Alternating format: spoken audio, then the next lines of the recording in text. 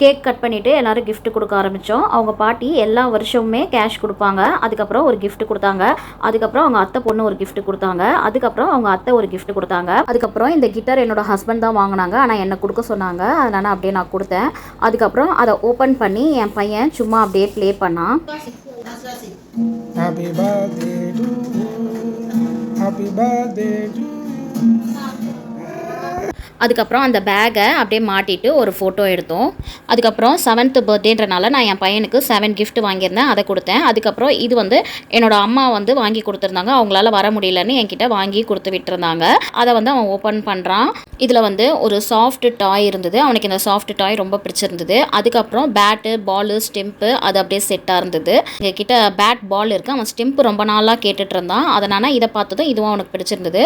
அதுக்கப்புறம் என்னோட ஹஸ்பண்ட் கடைசியாக காப்பு போட்டு விட்டாங்க. கிஃப்ட் எல்லாம் பார்த்ததும் என் பையன் ரொம்ப ஹாப்பியாக ஆயிட்டான்.